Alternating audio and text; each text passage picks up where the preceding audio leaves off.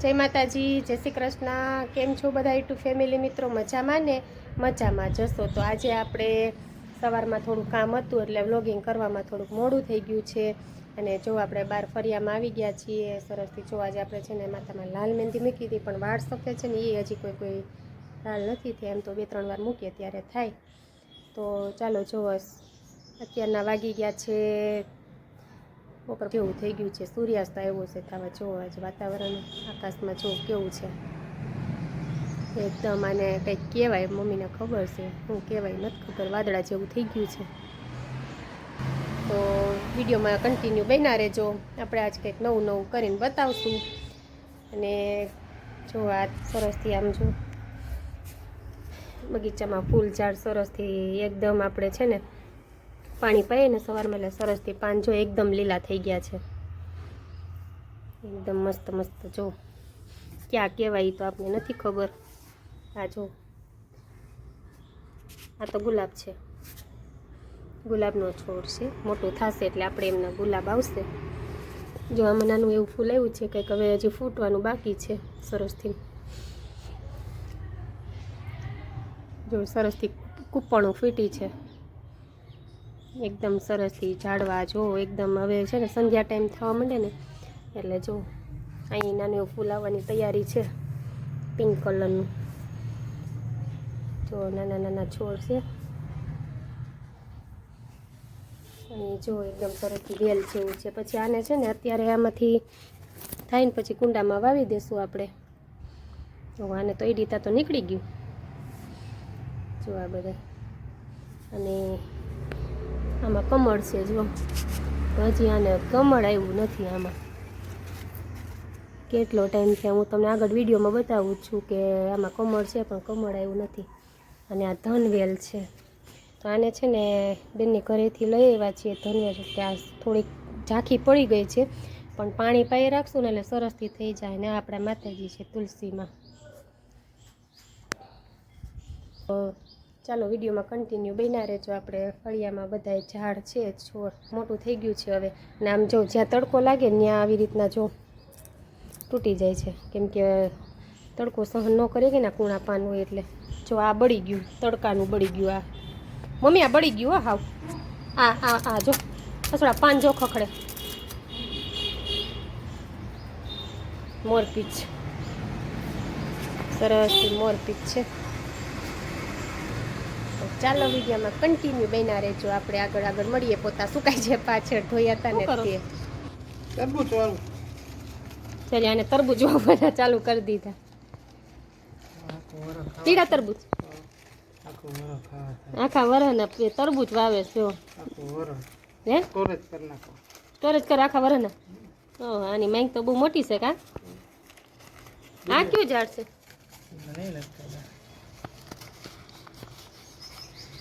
તરબૂચ સોંપે છે, જોઈ કઈ રીતે સોંપે. હું તો કોઈ તરબૂચના વેલા હોય. હે વેલા હોય એમ નહીં, આવી રીતના બી વાવીએ તો ઉગી જાય.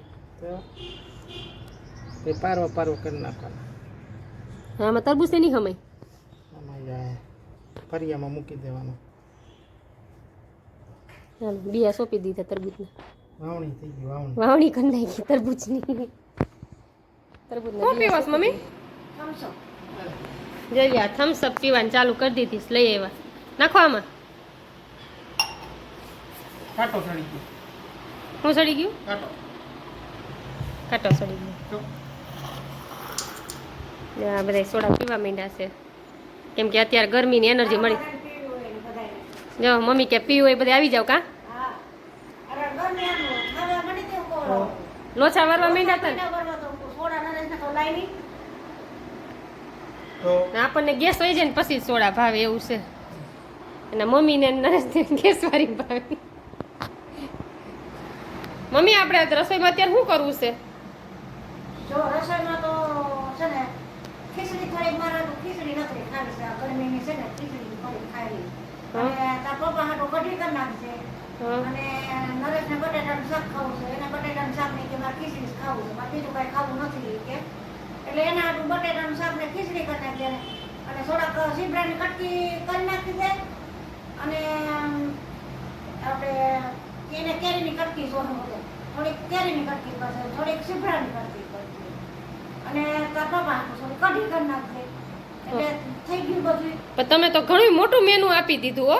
કે આ બધાનું નોખું હોય તો શું કરવું કે જો બપોરે બે શાક હતા, એક સોરીનું હતું, એક બટેટાનું હતું.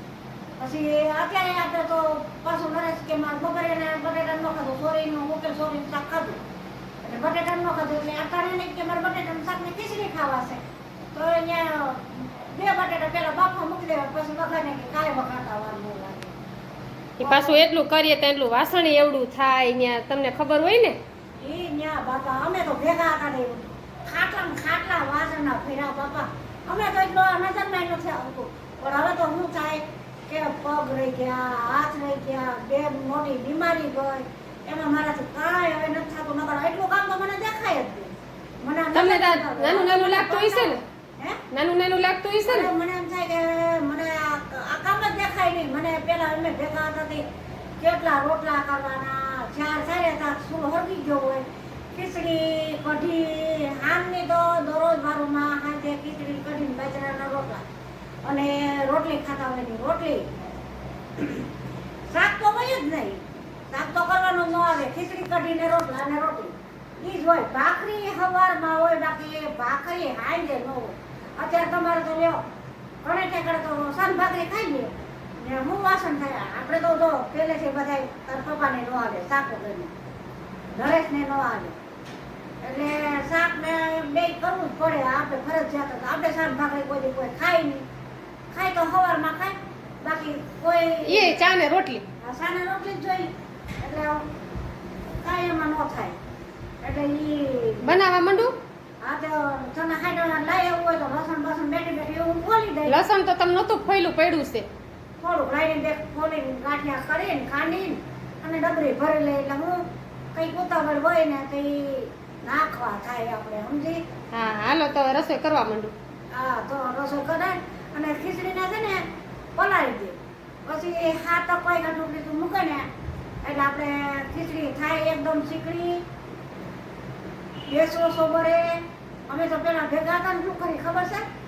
ઉઠીને 3 થાય ને તો ખીચડી પલાળવા મૂકી દીધી. ટોપીઓ ખીચડી હોય અને ટોપિયામાં કરતા. હવે તો કુકર થઈ ગયા.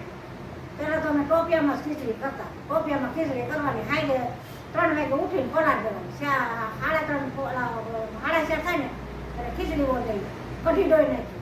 કઢીમાં ત્યાં કેવું કરી ખરેખર પાણી જેવી એક તો સાઈસ હોય, એમાં નાખી લીંબુ નાખીને તઈ ત્યાં ખાટી થાય ને સાઈ કઢી.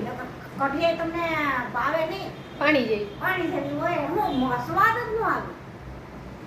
હાલો તો હું કરવા માંડું હો રસોઈ. હા જો હવે છે ને આપણા સાસુમાએ ઓર્ડર આપી દીધો છે. ખીચડી, કઢી, શાક, રોટલી, ચીપડાની કટકી, કેરીની કટકી બધું આપણે બનાવવા વર્ગી જઈએ. ઘડિયાળમાં કેટલા વાગ્યા છે? તો કે 6:45 થઈ ગયા છે.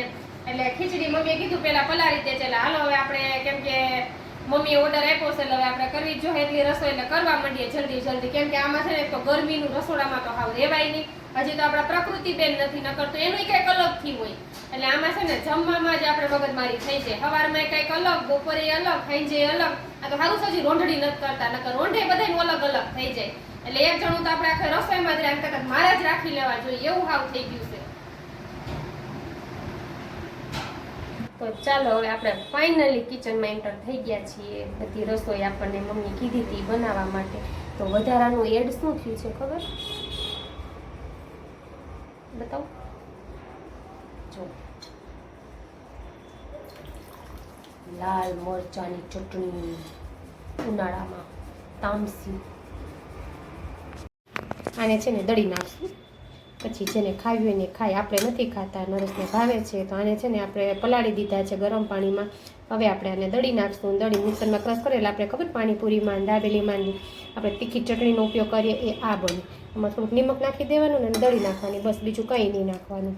ઓલું અત્યારે છે ને આપણે લઈને આવીએ ને તો એ છે ને આપણે ચટણી છે ને એમાં ઉતરી જાય.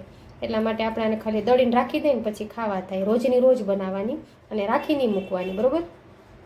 જો ખીચડી મૂકી દીધી છે, ચટણી આપણે બનાવવાની છે મિક્સર જારમાં. ખીચડી મૂકી દીધી છે. હવે આપણે બીજું કામકાજ રોટલાનું ચાલુ કરી દઈએ કેમ કે રોટલી તો છે ને નરેશ કે મારે ખાવી છે. એટલે બનાવી જોઈએ.